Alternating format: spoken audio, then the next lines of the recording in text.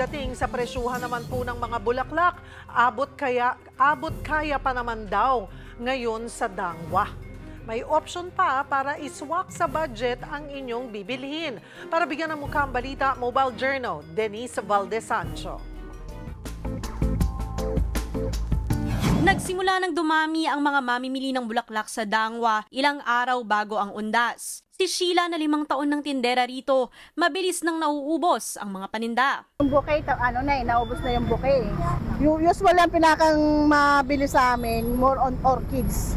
Mabenta ang mga centerpiece arrangement. Yung simple, 120 to 150 pesos kada isa. May mga one-sided arrangement din na nasa 300 pesos hanggang 350 pesos. Pwede ring magpa-customize.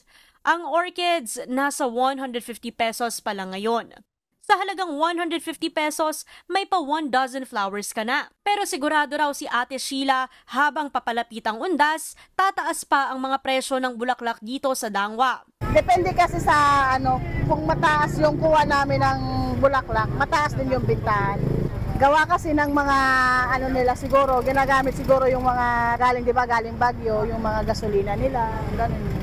Sa ngayon, paspasan pa rin ang paggawa nila ng iba't ibang arrangements bilang paghahanda sa mga bibili sa mga susunod pang araw. Round the clock bukas ang Dangwa Flower Market, pero pinakamainam daw na bumisita sa gabi dahil tuwing hapon ang bagsakan ng bulaklak. Isa pang payo ng mga flower vendor. Mag-canvas ka muna, magkano ba ang presyo nito, magkano? Kumbaga kukuha ka lang ng ideya kung saan yung magandang quality ng bulaklak, tapos yung mura. Kasi yung iba dito, may mataas, may mababa.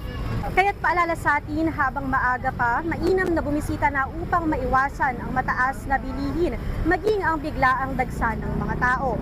Mobile journalist Denise Valdez Sancho po, hatid ang mukha ng balita.